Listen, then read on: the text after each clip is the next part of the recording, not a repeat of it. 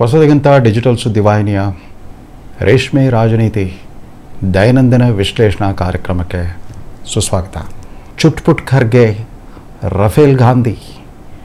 ಇದು ನಿನ್ನೆ ಕರ್ನಾಟಕದ ಕಾಂಗ್ರೆಸ್ ಸರ್ಕಾರದ 2ನೇ ವಾರ್ಷಿಕೋತ್ಸವದ ಸಂಭ್ರಮಾಚರಣೆಗೆ ಹೊಸಪೇಟೆಗೆ ಆಗಮಿಸಿದ್ದ ಅಖಿಲ ಭಾರತ ಕಾಂಗ್ರೆಸ್ ಅಧ್ಯಕ್ಷ ಮತ್ತು ಕರ್ನಾಟಕದವರೇ ಆದ ಹಿರಿಯ ರಾಜಕಾರಣಿ ಮಲ್ಲಿಕಾರ್ಜುನ್ ಖರ್ಗೆ ಮತ್ತು ಅವರ ಪಕ್ಷದ ಸರ್ವೋಚ್ಚ ನಾಯಕ ರಾಹುಲ್ ಗಾಂಧಿಯವರ ಆಡಿದ ಮಾತುಗಳು ಆ ಸಮಾರಂಭದಲ್ಲೂ ಮತ್ತು ಸಮಾರಂಭದ ಮೊದಲು ಕೂಡ ಆಪರೇಷನ್ ಸಿಂಧೂರ ಕುರಿತಂತೆ ಅವರು ಆಡ್ತಿರೋ ಮಾತುಗಳು ಬರೀ ಭಾರತೀಯ ಜನತಾ ಪಕ್ಷ ಅಥವಾ ಮೋದಿ ಭಕ್ತರನ್ನು ಮಾತ್ರವಲ್ಲ, ಸ್ವತಃ ಕಾಂಗ್ರೆಸ್ಸಿಗರಿಗೆ ಮುಜುಗರ ಉಂಟು ಮಾಡೋ ಥರ ಇವೆ, ಸಾಕಷ್ಟು ಕಸುವಿಸಿಯನ್ನುಂಟು ಮಾಡೋ ಥರ ಇವೆ.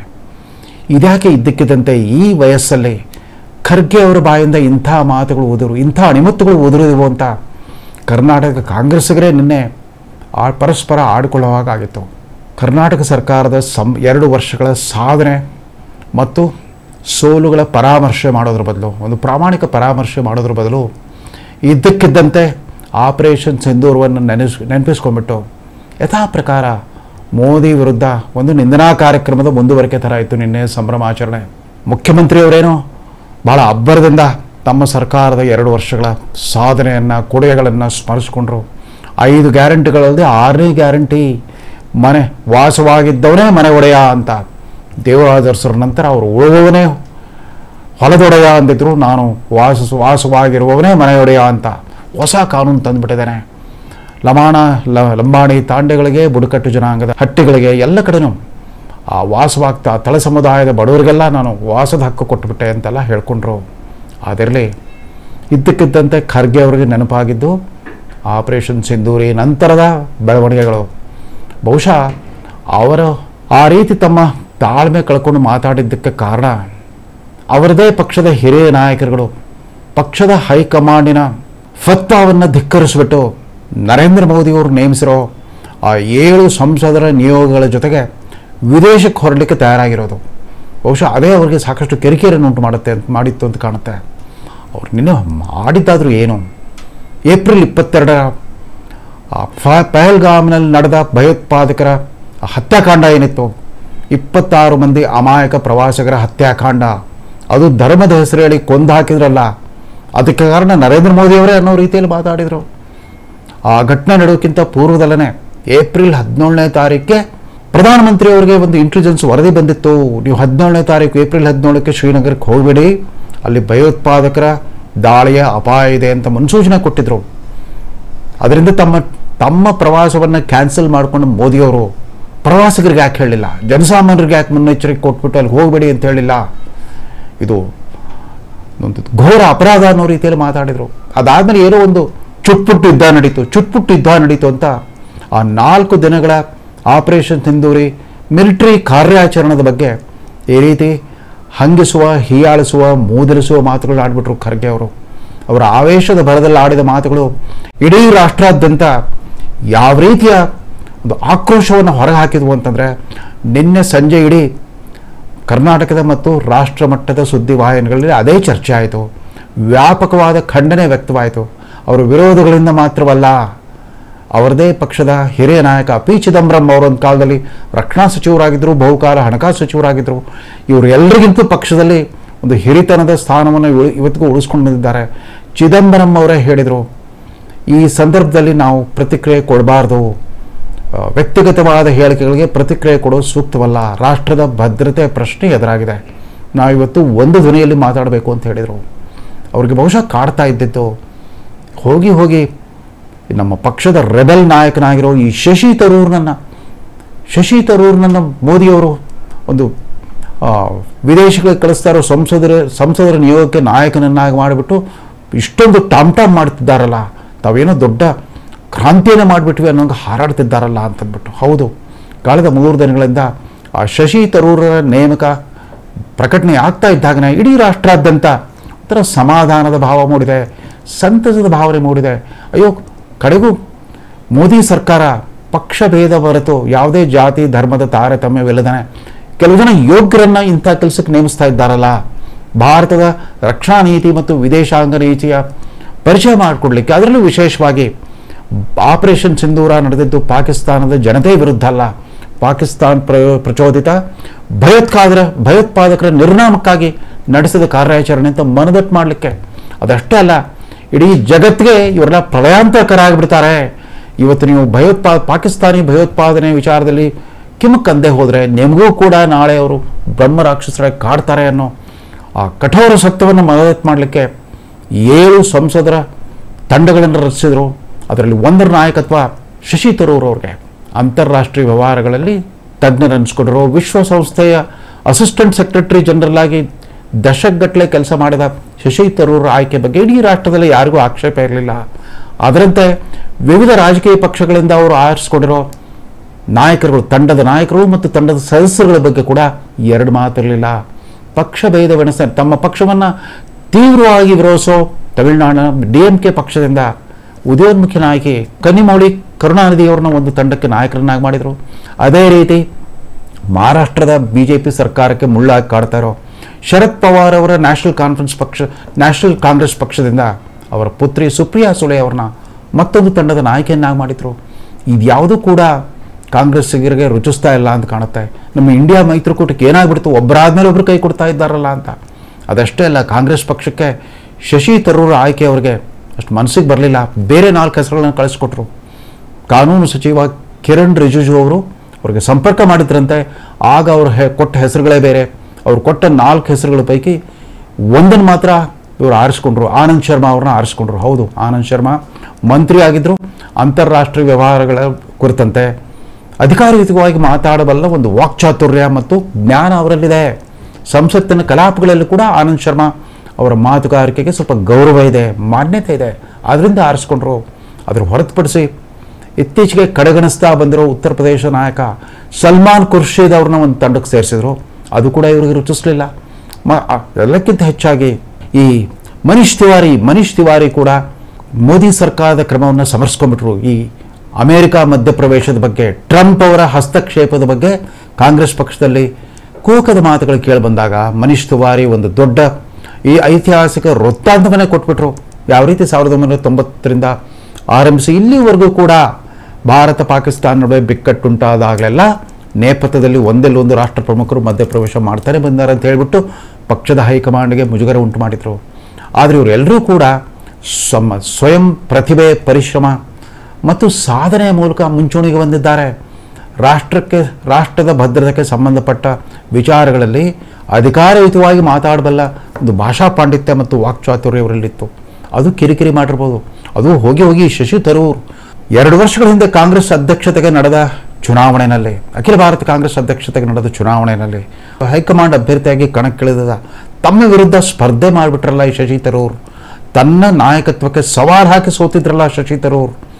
ಹೋಗಿ ಅವ್ರನ್ನ ಮಾಡಿದ್ರಲ್ಲ ಅಂತ. ಅವ್ರು ಮಾಡಲಿಕ್ಕೆ ತತ್ಕ್ಷಣದ ಕಾರಣ ಏನಿತ್ತು ಅಂದರೆ, ಈಗಾಗಲೇ ಪ್ರಸಕ್ತ ಸಂಸತ್ತಿನ ವಿದೇಶಾಂಗ ವ್ಯವಹಾರಗಳಿಗೆ ಸಂಬಂಧಪಟ್ಟ ಸಂಸದೀಯ ಸಮಿತಿಯ ಅಧ್ಯಕ್ಷರಾಗಿದ್ದಾರೆ. ಈಗಾಗಲೇ ಅವರು ಆ ವ್ಯವಹಾರಗಳಲ್ಲಿ ಸಕ್ರಿಯವಾಗಿ ತೊಡಗಿಸಿಕೊಂಡಿದ್ದಾರೆ. Committee on external affairs, parliamentary committee on external ಅಫೇರ್ಸ್ನ ಅಧ್ಯಕ್ಷರು ಶಶಿ ತರೂರ್. ಅದರ ಜೊತೆಗೆ ಕಾಂಗ್ರೆಸ್ಗೆ ಆಘಾತ ಉಂಟು ಮಾಡಿದ್ದು ಇವತ್ತು ಅವರಾಗಲೇ ಪಕ್ಷದ್ರೋಹಿ ಅಂತ ಭಾವಿಸಿರ್ಬೋದು. ಜಮ್ಮು ಕಾಶ್ಮೀರದ ಮಾಜಿ ಮುಖ್ಯಮಂತ್ರಿ ಮತ್ತು ಕಾಂಗ್ರೆಸ್ನ ಇವತ್ತಿನ ಎಲ್ಲ ತಲೆಮಾರುಗಳ ನಾಯಕರಿಗಿಂತ ಹಿರಿಯರಾದ ಗುಲಾಂ ನಬಿ ಆಜಾದ್ ಅವರು ಒಪ್ಕೊಂಡ್ಬಿಟ್ರು ಈ ತಂಡದಲ್ಲಿ ಸೇರಿಕೊಳ್ಳೋದಕ್ಕೆ. ಅದಷ್ಟೇ ಅಲ್ಲ, ಒಂದು ಕಾಲದಲ್ಲಿ ರಾಜೀವ್ ಗಾಂಧಿ ಅವರ ಪರಮ ಮಿತ್ರರಾಗಿದ್ದ ಹಿರಿಯ ಪತ್ರಕರ್ತ MJ ಅಕ್ಬರ್ ಅವರು ಒಪ್ಕೊಂಡ್ಬಿಟ್ರು. ಈ ರೀತಿ ಇವರನ್ನ ಮೋದಿ ಅವರನ್ನ, ಅವರ ಪಕ್ಷವನ್ನು, ಅವರ ಸರ್ಕಾರವನ್ನು ಮುಸ್ಲಿಂ ವಿರೋಧಿ ಅಂತ ಬಿಂಬಿಸ್ತಾ ವೋಟ್ ಬ್ಯಾಂಕ್ ರಾಜಕಾರಣ ಮಾಡ್ತಾ ಬಂದಿರೋ ಕಾಂಗ್ರೆಸ್ಗೆ ಕೆರಳಿಸಿದೆ. ಕಾಂಗ್ರೆಸ್ ಹೈಕಮಾಂಡನ್ನು, ಅವರ ಅಧ್ಯಕ್ಷರನ್ನ ಮತ್ತು ಅವರ ಪರಮೋಚ್ಚ ನಾಯಕರನ್ನ, ಅಲ್ಲಿ ರಾಜ ಪರಿವಾರವನ್ನು ಕೆರಳಿಸ್ಬಿಟ್ಟಿದೆ. ಇದಕ್ಕೂ ಪೂರ್ವದಲ್ಲಿ ವಿದೇಶಾಂಗ ಸಚಿವ ಜೈಶಂಕರ್ ಅವರ ವಿರುದ್ಧ ರಾಹುಲ್ ಗಾಂಧಿ ಅವರು ಮತ್ತೆ ಯಥಾ ಪ್ರಕಾರ ತಮ್ಮ ರಫೇಲ್ ದಾಳಿಯನ್ನು ಪುನರಾರಂಭ ಮಾಡಿಬಿಟ್ಟಿದ್ದಾರೆ. 2019ರ ಲೋಕಸಭಾ ಚುನಾವಣಾ ಪ್ರಚಾರಕ್ಕೆ ಅಂತ ಕೋಲಾರಕ್ಕೆ ಬಂದಿದ್ರು. ಕರ್ನಾಟಕದ ಕೋಲಾರಕ್ಕೆ ಬಂದಾಗ ಆವಾಗ ಶುರು ಮಾಡಿದ್ರು ಈ ರಫೇಲ್ ವಿಚಾರದಲ್ಲಿ. ಮೋದಿಯವರ ಮೇಲೆ ನೇರವಾಗಿ ವಾಗ್ದಾಳಿ ಶುರು ಮಾಡಿದ್ರು. ಈ ರಫೇಲ್ ಯುದ್ಧ ವಿಮಾನಗಳನ್ನು ಮೋದಿ ಸರ್ಕಾರ ಫ್ರೆಂಚ್ ಕಂಪನಿಯ ಜೊತೆಗೆ, ರಫೇಲ್ ಕಂಪನಿ ಜೊತೆಗೆ ಒಪ್ಪಂದ ಮಾಡ್ಕೊಂಡ್ಬಿಟ್ಟು, ಅಲ್ಲಿನ ಸರ್ಕಾರದ ಮಧ್ಯಸ್ಥಿಕೆಯ ಮೂಲಕ ಒಪ್ಪಂದ ಮಾಡ್ಕೊಂಡ್ಬಿಟ್ಟು ದುಬಾರಿ ಬೆಲೆಗೆ ಖರೀದಿ ಮಾಡೋದ್ರ ಮೂಲಕ ದೊಡ್ಡ ಪ್ರಮಾಣದ ಭ್ರಷ್ಟಾಚಾರವನ್ನು ಎಸಗಿದೆ. ಅಷ್ಟು ಹೇಳಿದ್ದಷ್ಟೇ ಅಲ್ಲ, ಇದರ ವಿರುದ್ಧ ನೇರವಾಗಿ ಮೋದಿಯವರ ವಿರುದ್ಧ ಅಪವಾದವನ್ನು ಹೊರಿಸ್ಬಿಟ್ಟು ಚೌಕಿದಾರ್ ಚೋರ್ ಹೈ ಅಂತ ರಾಷ್ಟ್ರಾದ್ಯಂತ ಕೋಲಾರದಿಂದ ಶುರು ಮಾಡಿದವರ ಪ್ರಚಾರ ಯಾತ್ರೆ ಉದ್ದಕ್ಕೂ ಕೂಡ ಮೋದಿಯವ್ರನ್ನ ಕಳ್ಳ ಅಂತ ಬಿಂಬಿಸ್ತಾ ಬಂದರು. ಪ್ರಚಾರದ ಅಂತಿಮ ಘಟ್ಟದಲ್ಲಿ ಇನ್ನೇನು ಕ್ಲೈಮ್ಯಾಕ್ಸ್ಗೆ ಹೋದಾಗ ಅವ್ರು ಹೇಳಿದ್ದೇನು ಗೊತ್ತಾ, ಯಾಕೆ ಈ ಮೋದಿ ಅನ್ನೋ ಹೆಸರಿನವರೆಲ್ಲ ಕಳ್ಳರಾಗಿರ್ತಾರೆ ಅಂತಂದ್ಬಿಟ್ಟು. ಹೌದು, ಆ ಕಾಲದಲ್ಲಿ ನೀರವ್ ಮೋದಿ ಮತ್ತು ಲಲಿತ್ ಮೋದಿ ಅನ್ನೋ ಇಬ್ಬರು ಗಣ್ಯಾತಿಗಣ್ಯ ಉದ್ಯಮಿದಾರರು ಬ್ಯಾಂಕ್ಗಳಿಗೆ ವಂಚನೆ ಮಾಡಿದ ಆರೋಪ ಹೊತ್ಬಿಟ್ಟು ಪರಾರಿ ಆಗಿಬಿಟ್ರು, ದೇಶಾಂತರ ಮಾಡಿದರು. ಇವತ್ತಿಗೂ ಅವ್ರು ಇನ್ನೂ ವಾಪಸ್ ಬಂದಿಲ್ಲ. ಅವ್ರನ್ನ ಕರೆತರೋ ಪ್ರಯತ್ನ ನಡೆದಿದೆ. ಲಲಿತ್ ಮೋದಿ ಮತ್ತು ನೀರವ್ ಮೋದಿ ಅವ್ರನ್ನ ಮನಸ್ಸಲ್ಲಿ ಇಟ್ಕೊಂಡ್ಬಿಟ್ಟು ಅವ್ರ ಜೊತೆಗೆ ಹೋಲಿಸ್ಬಿಟ್ಟು ನರೇಂದ್ರ ಮೋದಿ ಅವ್ರನ್ನ ನಿಂದಿಸೋ ಪ್ರಯತ್ನ ಮಾಡಿದರು ರಾಹುಲ್ ಗಾಂಧಿ. ಆ ರಫೇಲ್ ಅನ್ನೋ ಭೂತ ಎಷ್ಟರ ಮಟ್ಟಿಗೆ ಹೋಗಿತ್ತು ಅಂತಂದರೆ, ಆ ಮೋದಿ ಅನ್ನೋದು ಒಂದು ಜಾತಿ ಅನ್ನೋದು ಕೂಡ ಅವ್ರು ಮರೆತು ಬಿಟ್ಟಿದ್ರು. ಇವತ್ತು ಜಾತಿ ಗಣತಿ ತಳ ಸಮುದಾಯದವರು ಅಂತ ಹೇಳ್ತಾ ಇದಾರಲ್ಲ, ಮೋದಿ ಅವರು ಕೂಡ ಒಂದು ಸಣ್ಣ ಜಾತಿಯಿಂದ ಬಂದವರು. ಯಾಕೆ ಆ ಹೆಸರಿಟ್ಕೊಂಡವರೆಲ್ಲ ಕಳ್ಳರು ಅಂತಂದಾಗ ಆ ಮೋದಿ ಸಮುದಾಯಕ್ಕೆ, ಅಂದರೆ ಮೋದಗಂಚಿ ಸಮುದಾಯ, ಮೋದಿಯವರು ಗುಜರಾತಿನ ವಡೋದರ ಪ್ರದೇಶಕ್ಕೆ ಸೀಮಿತವಾಗಿರುವ ಒಂದು ಸಣ್ಣ ಸಮುದಾಯದಿಂದ ಬಂದವರು. ತೇಲಿ ಸಮಾಜ ಕರ್ನಾಟಕದ ಗಾಣಿಗರಿಗೆ ಸಮಾನಾರ್ಥವಾದ ಶಬ್ದ. ಆ ತೇಲಿ ಸಮಾಜದಲ್ಲಿ ಮೋದಗಂಚಿ ಅನ್ನೋ ಒಂದು ಸಣ್ಣ ಪಂಗಡದ ಭಾಗ ಈ ಮೋದಿಯವರ ಕುಟುಂಬ. ಹೀಗಾಗಿ ಅವರ ಸಮಾಜದಿಂದ ಒಬ್ಬರು ನ್ಯಾಯಾಲಯಕ್ಕೆ ಹೋದರು. ಇವರ ವಿರುದ್ಧ ರಾಹುಲ್ ಗಾಂಧಿ ವಿರುದ್ಧ ಜಾತಿ ನಿಂದನೆ ಕೇಸು ಮತ್ತು ಮಾನಹಾನಿ ಕಟ್ಲೆ ಹಾಕಿದಾಗ ಸುಪ್ರೀಂ ಕೋರ್ಟ್ಗೆ ಇವರು ಬೇಷರತ್ ಕ್ಷಮೆಯಾಚನೆ ಹೇಳಿಕೆಯನ್ನು ಹೇಳ್ಬಿಟ್ಟು ಪಾರಾಗಬೇಕಾಗಿ ಬಂತು. ಈಗಾಗಲೇ ಆ ರೀತಿ ಮಾತಾಡಿಬಿಟ್ಟು ಒಮ್ಮೆ ಮುಜುಗರ ಅನುಭವಿಸಿದ್ದಾರೆ. ಅದಷ್ಟೇ ಅಲ್ಲ, ರಫೇಲ್ ವಿಮಾನ ಖರೀದಿ ಒಪ್ಪಂದಕ್ಕೆ ಸಂಬಂಧಪಟ್ಟ ಕೇಸ್ ಕೂಡ ಸುಪ್ರೀಂ ಕೋರ್ಟ್ನಲ್ಲಿ ಬಿದ್ದು ಹೋಯಿತು. ಸಾರ್ವಜನಿಕ ಹಿತಾಸಕ್ತಿ ಹೋರಾಟಗಾರರು, ಸಾಮಾಜಿಕ ಹಿತಾಸಕ್ತಿ ಹೋರಾಟಗಾರರು ಅಂತ ಘೋಷಿಸಿಕೊಂಡರು ಕೆಲವು ಜನ, ಮೋದಿ ವಿರೋಧಿ ಜನ, ಹಿರಿಯ ವಕೀಲರುಗಳು, ಸುಪ್ರಸಿದ್ಧ ನ್ಯಾಯವಾದಿಗಳು ಸುಪ್ರೀಂ ಕೋರ್ಟ್ಗೆ ಹೋಗಿದ್ರು. ಆ ಕೇಸ್ ಕೂಡ ಬಿದ್ದು ಹೋಗಿತ್ತು. ಇದ್ದಕ್ಕಿದ್ದಂತೆ ಈಗ ತಾನೇ ಆ ಕಾರ್ಯಾಚರಣೆ ಅಪೂರ್ಣವಾಗಿದೆ. ಸರ್ಕಾರವೇ ಘೋಷಿಸಿದ ಹಾಗೆ ಇವತ್ತಿನ ಕದನ ವಿರಾಮ ಅದು ತಾತ್ಕಾಲಿಕ. ಯಾಕೆ ಅಂತಂದರೆ ಭಯೋತ್ಪಾದನೆ ವಿರುದ್ಧದ ನಮ್ಮ ಸಮರ ಮುಂದುವರೆದಿದೆ. ಜಮ್ಮು ಕಾಶ್ಮೀರದ ಮೂಲೆ ಹೊಕ್ಕಿಬಿಟ್ಟು ನಮ್ಮ ಭದ್ರತಾ ಪಡೆಗಳು ಆ ಪಹಲ್ಗಾಮ್ ಹತ್ಯಾಕಾಂಡಕ್ಕೆ ಕಾರಣರಾದ ಪಾತಕಿಗಳ ಹುಡುಕಾಟದಲ್ಲಿದ್ದಾರೆ. ಇದರ ಮಧ್ಯೆ ಈಗಾಗಲೇ ಒಂದು 6-7 ಜನ ಹತ್ಯೆ ಮಾಡಿದ್ದು ಆಗಿದೆ, ಎನ್ಕೌಂಟರ್ ಮಾಡಿದ್ದು ಆಗಿದೆ. ಇಷ್ಟೆಲ್ಲ ಗೊತ್ತಿದ್ದು ಕೂಡ ಇನ್ನೂ ಸಮರದ ವಾತಾವರಣ ಪೂರ್ತಿಯಾಗಿ ಬದಲಾಗಿಲ್ಲ. ಈಗಾಗಲೇ ಈ ಜೈಶಂಕರ್ ಅವರು ಪೂರ್ವಭಾವಿಯಾಗಿ ಅವ್ರಿಗೆ ಮುನ್ಸೂಚನೆ ಕೊಟ್ಬಿಟ್ರು, ನಾವು ನಿಮ್ಮ ಮೇಲೆ ಯುದ್ಧ ಮಾಡೋರಿದ್ದೀವಿ ಅಂತಂದ್ಬಿಟ್ಟು ಹೇಳೋದ್ರ ಮೂಲಕ ದೇಶದ್ರೋಹ ಎಸಗಿದ್ದಾರೆ. ಅದರಿಂದ ಹೇಳಿ ಸರ್ಕಾರ ಈಗ ಸ್ಪಷ್ಟಪಡಿಸಬೇಕು, ಎಷ್ಟು ರಫೇಲ್ ವಿಮಾನಗಳನ್ನು ಪಾಕಿಸ್ತಾನ ಸೇನೆ ಹೊಡೆದುರುಳಿಸಿದೆ ಅಂತ ಲೆಕ್ಕ ಕೊಡಿ ಅಂತ ಕೇಳ್ತಾ ಇದ್ದಾರೆ ಈ ರಾಹುಲ್ ಗಾಂಧಿ ಅಲ್ಲ, ರಫೇಲ್ ಗಾಂಧಿ. ಅವರು ಕುಂತ್ರೆ ನಿಂತರೆ ಮಲಗಿದಾಗಲೂ ಕೂಡ ಆ ರಫೇಲ್ ವಿಮಾನ ಖರೀದಿ ಒಪ್ಪಂದಕ್ಕೆ ಸಂಬಂಧಪಟ್ಟಂತೆ ತಾವು ಮಾಡಿದ ಆರೋಪ ಏನಿತ್ತು, ಮೋದಿಯವರಿಗೆ ವಿರುದ್ಧ ಬಳಸಿದ ಅವ್ಯಾಚ್ಯ ಶಬ್ದಗಳೇನಿದ್ವು, ಯಾವಾಗಲೂ ಅವೇ ರಿಂಗಡಿಸ್ತಾ ಇರ್ತವೆ ಅಂತ ಕಾಣುತ್ತದೆ. ಮರಿಲಿಕ್ಕೆ ಸಾಧ್ಯನೇ ಆಗ್ತಾ ಇಲ್ಲ, ಅವ್ರಿಗೆ ಹೊರಬರಲಿಕ್ಕೆ ಸಾಧ್ಯವೇ ಆಗ್ತಾ ಇರಲಿಲ್ಲ. ಆಪರೇಷನ್ ಸಿಂಧೂರಿ ಮತ್ತೊಮ್ಮೆ ಅವ್ರಿಗೆ ಅವಕಾಶವನ್ನು ಕಲ್ಪಿಸಿಕೊಟ್ಟಿದೆ. ಜೈಶಂಕರ್ ಯಾವ ರೀತಿಯಲ್ಲಿ ಯಾವ ಸಂದರ್ಭದಲ್ಲಿ ಆ ರೀತಿ ಮಾತಾಡಿದರು, ಅವ್ರು ಹೇಳಿದ್ದಿಷ್ಟೇ, ಆಪರೇಷನ್ ಸಿಂಧೂರ ಆರಂಭವಾಗ್ತಿದ್ದಾಗನೇ ನಾವು ಪಾಕಿಸ್ತಾನಕ್ಕೊಂದು ಸಂದೇಶ ಕಳಿಸಿದ್ವಿ, ಇದು ನಿಮ್ಮ ಮಿಲಿಟರಿ ವಿರುದ್ಧದ ಯುದ್ಧ ಅಲ್ಲ, ನೀವು ಪೋಷಿಸ್ಕೊಂಡು ಬಂದಿರೋ ಭಯೋತ್ಪಾದಕರನ್ನ ಮಟ್ಟ ಹಾಕುವ ಉದ್ದೇಶದಿಂದ ನಡೆಸಿರೋ ಕಾರ್ಯಾಚರಣೆ ಅಂತ ನಾವು ಸಂದೇಶ ಕೊಟ್ವಿ ಅಂತ ಸ್ಪಷ್ಟವಾಗಿ ಹೇಳಿದ್ದಾರೆ, ಮುಕ್ತವಾಗಿ ಹೇಳಿದ್ದಾರೆ, ಪ್ರಾಮಾಣಿಕವಾಗಿ ಹೇಳಿದ್ದಾರೆ. ದೇಶ ವಿದೇಶಗಳ ಪರಿಚಯ ಬಹುಶಃ ಜೈಶಂಕರ್ರಷ್ಟು ಇವ್ರಿಗೆ ಇರಲಾರ್ದು. ಅವರು ವೃತ್ತಿಪರ ವಿದೇಶಾಂಗ ಇಲಾಖೆಯ ಅಧಿಕಾರಿಯಾಗಿದ್ದರು, ವಿವಿಧ ರಾಷ್ಟ್ರಗಳ ರಾಯಭಾರಿ ಆಗಿದ್ದರು, ಚೈನಾ ಜೊತೆಗೆ ಅವರ ಬಾಂಧವ್ಯವಿತ್ತು, ಅಮೆರಿಕ ಸರ್ಕಾರದ ಜೊತೆಗೆ ಅವ್ರ ಒಡನಾಟ ಇತ್ತು, ಎಲ್ಲವೂ ಇತ್ತು. ವೃತ್ತಿ ಪರಿಣಿತರಾಗಿರೋ ಜೈಶಂಕರ್ ತರವೇ ಇದೇ ಸರ್ಕಾರದಲ್ಲಿ ಪುರಿ ಅವರಿದ್ದಾರೆ. ಅವರು ಕೂಡ ಹರ್ಮಿಂದರ್ ಸಿಂಗ್ ಪುರಿ ಅವರು ಕೂಡ ಒಂದು ಕಾಲದಲ್ಲಿ ರಾಯಭಾರಿ ಆಗಿದ್ದರು. ಇವರೆಲ್ಲ ವಿಷಯ ತಜ್ಞರು, ವಿಷಯ ಪರಿಣಿತರು. ಜೈಶಂಕರ್ ಮಾತಿನಲ್ಲಿ ಹುಡುಕೋಕೆ ಹೋಗ್ಬಿಟ್ಟು ರಾಹುಲ್ ಗಾಂಧಿ ಅವ್ರನ್ನ ದೇಶದ್ರೋಹಿ ಅಂತ ಬಿಂಬಿಸೋ ಪ್ರಯತ್ನ ಮಾಡಿದ್ದಾರೆ. ಈ ರಾಹುಲ್ ಗಾಂಧಿಯ ಈ ನಕಾರಾತ್ಮಕ ಮಾತುಗಳು ಪಾಕಿಸ್ತಾನ್ ಸರ್ಕಾರಕ್ಕೂ ಅಲ್ಲಿ ಸುದ್ದಿ ಮಾಧ್ಯಮಗಳಿಗೂ ಸಂಭ್ರಮವನ್ನು ಉಂಟು ಮಾಡ್ತಾ ಇದ್ದಾವೆ.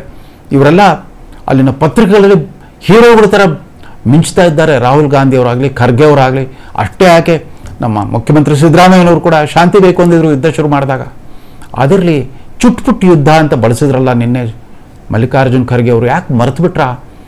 ಕದನ ವಿರಾಮ ಆದ 2 ದಿನಗಳಲ್ಲಿ BJPಗಿಂತ ಮುಂಚೂಣಿಯಾಗಿ ಕರ್ನಾಟಕ ಸರ್ಕಾರದ ಮುಖ್ಯಮಂತ್ರಿ ಮತ್ತು ಉಪಮುಖ್ಯಮಂತ್ರಿ ವಿಧಾನಸೌಧದ ಎದುರಿಗೆ ಸಾವಿರಾರು ಜನರನ್ನು ಜಮಾಯಿಸಿಬಿಟ್ಟು ತಿರಂಗ ಯಾತ್ರೆ ನಡೆಸಿದ್ರು, ವಿಜಯೋತ್ಸವ ಆಚರಣೆ ಮಾಡಿದರು, ಭಾರತೀಯ ಸೇನಾ ಕಾರ್ಯಾಚರಣೆಯನ್ನು ಮೆಚ್ಕೊಂಡ್ಬಿಟ್ಟು ಭಾರತೀಯ ಸೇನಾಪಡೆಗಳಿಗೆ ಅಭಿನಂದಿಸ್ಬಿಟ್ಟು ಅವರು ತಿರಂಗ ಯಾತ್ರೆ ಮಾಡಿದರು. ಅದನ್ನು ಮರ್ತೇ ಬಿಟ್ರಾ? ಅಂದರೆ ಕಾಂಗ್ರೆಸ್ನ ಮುಂಚೂಣಿ ನಾಯಕರಲ್ಲಿ ಪರಸ್ಪರ ತಾಳ್ಮೆಯವೇ ಇಲ್ವಾ? ಹೊಂದಾಣಿಕೆ ಇಲ್ವಾ? ವಿಚಾರ ವಿನಿಮಯ ನಡೀತಾ ಇಲ್ವಾ? ರಾಜ್ಯ ಸರ್ಕಾರಗಳ ಮುಖ್ಯಮಂತ್ರಿಗಳು ಮಾತಾಡೋದು ಬೇರೆ, ಅಖಿಲ ಭಾರತ ಮಟ್ಟದಲ್ಲಿ ವಿರೋಧ ಪಕ್ಷದ ನಾಯಕರು ಮತ್ತು ಅಖಿಲ ಭಾರತ ಅಧ್ಯಕ್ಷರು ಮಾತಾಡೋ ಶೈಲಿನೇ ಬೇರೆ. ಕಾಂಗ್ರೆಸ್ ಪಕ್ಷಕ್ಕೆ ಇದೇ ಪ್ರವೃತ್ತಿ ಮುಂದುವರೆದ್ರೆ ಅವರು ವಾಪಸ್ ಬರೋಷ್ಟೊತ್ತಿಗೆ, ಅಂದರೆ ಈಗ ಯಾರು ಭಾರತ ಸರ್ಕಾರ ಜೊತೆಗೆ ಕೈ ಜೋಡಿಸ್ಬಿಟ್ಟು ರಾಷ್ಟ್ರದ ಹಿತಾಸಕ್ತಿಗೋಸ್ಕರ ಪಕ್ಷದ ಸ್ವಾರ್ಥವನ್ನು ಬಿಟ್ಟು ವಿದೇಶ ಯಾತ್ರೆಯನ್ನು ಇವತ್ತಿಂದ ಶುರು ಮಾಡ್ತಾ ಇದ್ದಾರೋ ಅವರೆಲ್ಲ ವಾಪಸ್ ಬಂದ ಮೇಲೆ ತಮ್ಮ ಪಕ್ಷದ ಹೈಕಮಾಂಡ್ ವಿರುದ್ಧ ಯಾವ ನಿಲುವು ತಾಳ್ತಾರೆ ಕಾದು ನೋಡಬೇಕಾಗಿದೆ. ಯಾಕಂದರೆ ಇವತ್ತು ಒಂದು ರಾಷ್ಟ್ರೀಯ ಉದ್ದೇಶಕ್ಕೆ ಹೊರಟಿರೋರಿಗೆಲ್ಲ ಮುಜುಗರ ತರ್ತಾ ಇದೆ. ಅವ್ರದೇ ಮಾತೃ ಪಕ್ಷದ ನಾಯಕರು ಈ ರೀತಿ ಸರ್ಕಾರದ ವಿರುದ್ಧ ವಾಗ್ದಾಳಿ ನಡೆಸ್ತಾ ಇದ್ದಾಗ, ಪಾಕಿಸ್ತಾನಕ್ಕೆ ಖುಷಿ ಕೊಡುವಂಥ ಮಾತಾಡ್ತಾ ಇದ್ದಾಗ ಅವ್ರಿಗೆ ಎಷ್ಟು ಮುಜುಗರ ಆಗ್ತಿರ್ಬೋದು. ಅವರು ತಮ್ಮ ವಿದೇಶಿ ಯಾತ್ರೆಯಲ್ಲಿ ಅಲ್ಲಿನ ಗಣ್ಯರಿಗೆ ಅಭಿಪ್ರಾಯ ಮಂಡಿಸೋಕೆ ಹೋದಾಗ, ಭಾರತ ಸರ್ಕಾರದ ನಿಲುವನ್ನು ಸಮರಿಸ್ಕೊಳ್ಳೋಕೆ ಹೋದಾಗ ಅವರೇನಾದರೂ ಕನ್ನಡಿ ಹಿಡಿದ್ಬಿಟ್ರೆ, ನೋಡ್ರಿ ನಿಮ್ಮದೇ ಪಕ್ಷದ ಅಧ್ಯಕ್ಷರು ಏನು ಮಾತಾಡಿದಾರೆ ಕೇಳಿ, ನಿಮ್ಮದೇ ಪಕ್ಷದ ಸರ್ವೋಚ್ಚ ನಾಯಕ ಮತ್ತು ವಿರೋಧ ಪಕ್ಷದ ನಾಯಕ ಏನು ಮಾತಾಡಿದ್ದಾರೆ ಕೇಳಿ ಅಂತ ಹೇಳಿದಾಗ ಅವ್ರಿಗೆ ಏನು ಅನ್ನಿಸ್ಬೋದು. ಈಗ ರಾಹುಲ್ ಗಾಂಧಿಯವ್ರಿಗೂ ಮತ್ತು ಮಲ್ಲಿಕಾರ್ಜುನ್ ಖರ್ಗೆ ಅವ್ರಿಗೂ ಎಲ್ಲಕ್ಕಿಂತ ಅಸಾದುದ್ದೀನ್ ಓವೈಸಿ ಅವ್ರು ಹೇಳಿ ಕೇಳಿ ಮುಸ್ಲಿಂ ಪಕ್ಷದ ನಾಯಕರು, ಮುಸಲ್ಮಾನರ ಅತ್ಯಂತ ಅಗ್ರಗಣ್ಯ ಧ್ವನಿ, ಅವರು ಕೂಡ ಆಪರೇಷನ್ ಸಿಂಧೂರ್ ನಂತರ ಒಂದು ರಾಷ್ಟ್ರೀಯತೆ ಭಾವನೆ ಜೊತೆಗೆ ಧ್ವನಿಗೂಡಿಸಿರೋದು ಇವ್ರಿಗೆಲ್ಲ ಮುಜುಗರ ತರ್ತಿರ್ಬೋದು. ಅದೇನೇ ಇರಲಿ, ಖರ್ಗೆ ಅವರ ಮಾತಾಗಲಿ, ರಾಹುಲ್ ಗಾಂಧಿ ಅವ್ರ ಮಾತಾಗಲಿ, ನಮ್ಮ ಯಕಶಿತ್ ಒಬ್ಬ MLA ಮಾತಾಡಿದ್ರಲ್ಲ, ಒಬ್ಬ ಕೊತ್ತೂರು ಮಂಜುನಾಥನ ಶೈಲಿಗಿಂತ ಏನು ಭಿನ್ನವಾಗಿಲ್ಲ ಅಂತ ವಿಷಾದದಿಂದ ಹೇಳಬೇಕಾಗಿದೆ. ಇವ್ರ ಬಗ್ಗೆಲ್ಲ ಸಾಮಾನ್ಯವಾಗಿ ಜನಸಾಮಾನ್ಯರಲ್ಲಿ ಗೌರವ ಇರ್ತಾ ಇತ್ತು. ಇವತ್ತು ರಾಹುಲ್ ಗಾಂಧಿಯವರ ತಂದೆ ದಿವಂಗತ ಪ್ರಧಾನಮಂತ್ರಿ ರಾಜೀವ್ ಗಾಂಧಿಯವರ ಪುಣ್ಯತಿಥಿ. ರಾಜೀವ್ ಗಾಂಧಿಯವರು ಕೆಲವು ತಪ್ಪುಗಳನ್ನು ಮಾಡಿರ್ಬೋದು, ಆದರೆ ಅವರು ಯಾವತ್ತೂ ಕೂಡ ತಮ್ಮ ಸ್ಥಿತಪ್ರಜ್ಞತೆಯನ್ನು ಕಳ್ಕೊಳ್ತಾ ಇರಲಿಲ್ಲ, ವಿನಯವಂತಿಕೆಯನ್ನು ಕಳ್ಕೊಳ್ತಾ ಇರಲಿಲ್ಲ. ಸಾರ್ವಜನಿಕ ವೇದಿಕೆಗಳಲ್ಲಿ ಯಾವತ್ತೂ ಕೂಡ ಸಭ್ಯತೆ ಶಿಷ್ಟಾಚಾರದ ಲಕ್ಷ್ಮಣ ರೇಖೆ ದಾಟ್ತಾ ಇರಲಿಲ್ಲ. ಅದನ್ನು ಅವ್ರ ಪುತ್ರ ಮರ್ತೇ ಬಿಟ್ಟಿದ್ದಾರೆ ಅಂತ ಕಾಣುತ್ತೆ. ಇನ್ನೂ ಒಂದು ಸಾರಿನೂ ಮಂತ್ರಿನೂ ಆಗಿಲ್ಲ, ಪ್ರಧಾನಮಂತ್ರಿನೂ ಆಗಿಲ್ಲ. ಈಗಾಗಲೇ ಭಾರತದ ಮಹಾರಾಜನಂತೆ ಅಥವಾ ಮಹಾರಾಜ್ ಕುಮಾರನಂತೆ ವರ್ತಿಸ್ತಾ ಇದ್ದಾರೆ. ದಯವಿಟ್ಟು ಇವತ್ತಾದರೂ ತಮ್ಮ ತಂದೆಯ ಹಾವಭಾವಗಳು, ಸಾರ್ವಜನಿಕ ನಡವಳಿಕೆಗಳನ್ನು ನೆನಪಿಸ್ಕೊಂಡ್ಬಿಟ್ಟು ಇನ್ಮೇಲಾದರೂ ಈ ಉದ್ದಟತನದಿಂದ ದುಡುಕಿನಿಂದ ಮಾತಾಡೋದು ನಿಲ್ಲಿಸಲಿ ಅಂತ ಅವ್ರಿಗೆ ಅರಿಕೆ ಮಾಡ್ಕೊಳ್ತಾನೆ. ಅದೇ ರೀತಿ ಹಿರಿಯರಾದ ಮಲ್ಲಿಕಾರ್ಜುನ್ ಖರ್ಗೆ ಅವರು ಕೂಡ ತಾವು ಹಿರಿಯ ಮುತ್ಸದ್ದೆ ಅನ್ನೋದನ್ನು ಮರೆತು ಜಾರದೇ ಇರಲಿ ಅಂತ ಹಾರೈಸ್ತಾ ಈ ಸಂಚಿಕೆಯನ್ನು ಮುಗಿಸ್ತಾ ಇದ್ದೇನೆ. ನಮಸ್ಕಾರ.